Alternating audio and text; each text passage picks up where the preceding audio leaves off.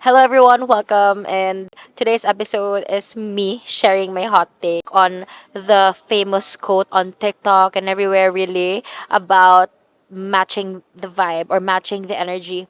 First of all, you don't have to match the energy, and you shouldn't. You shouldn't match the energy. Maybe that's the problem.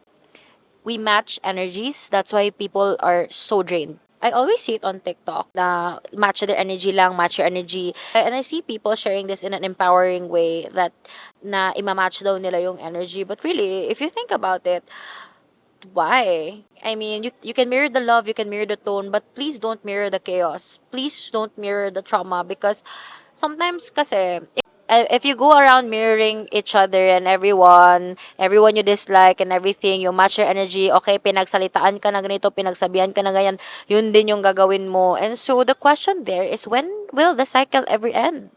We talk about breaking barriers, breaking the generational traumas, curses, and all that.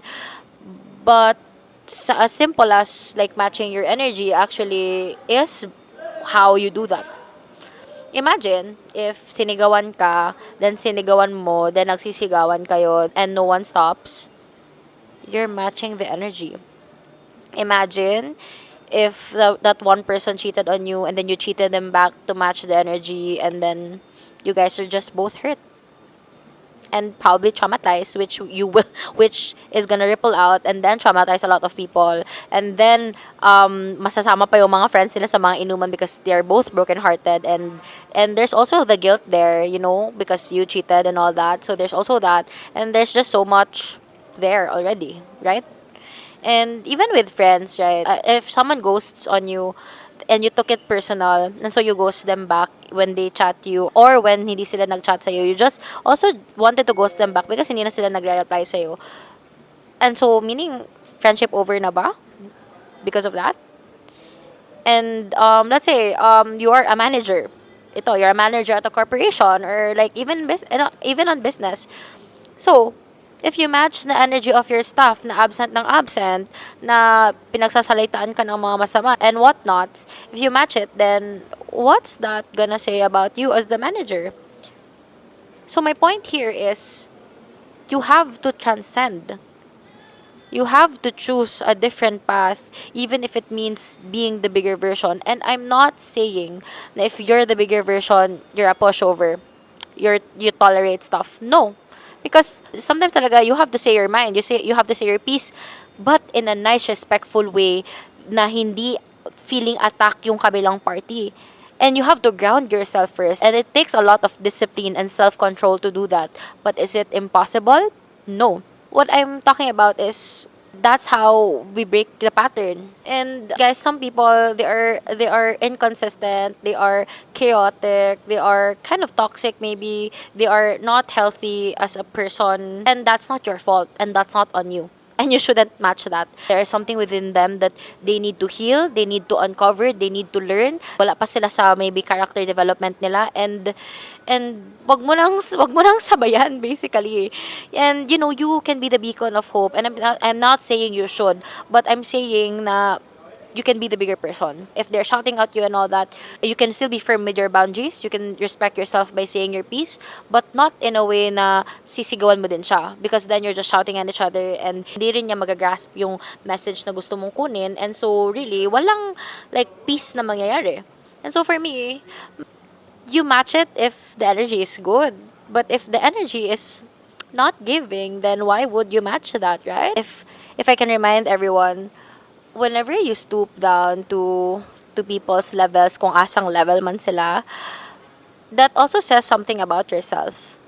Like, let's say for example, hindi ka naman talaga patolera, but then pinatulan mo yung coworker mo, then pinatulan mo yung friend mo, then pinatulan mo kasi you were matching their energies, ending you're unconsciously, slowly, and maybe fastly becoming a patolera, because that's how you show up. And remember, how you show up in this world matters, guys. It really says more about you than the other person.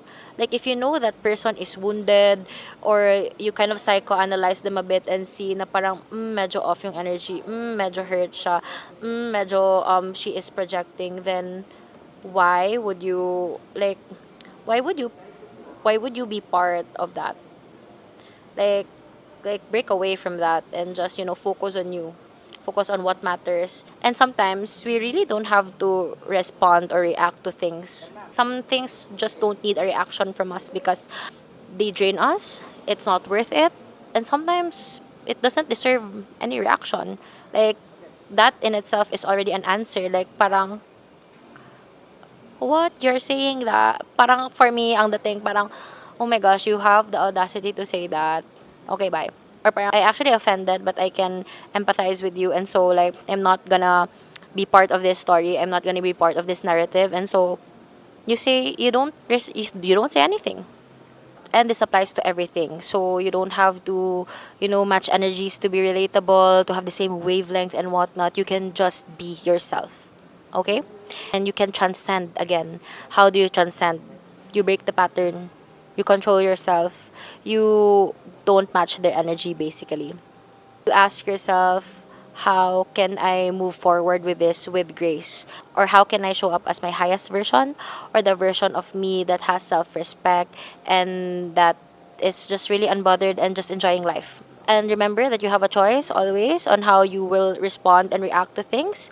And your tone matters, your message matters, your silence matters, your voice matters. So it's really and it's really liberating if you think about it that you really have the power within those small choices. And remember to like stay grounded, regulate your nervous system. If na-trigger ka, then like do breathing techniques that because sometimes nagfa-fight or flight lang talaga yung ating nervous system and then we're all good again.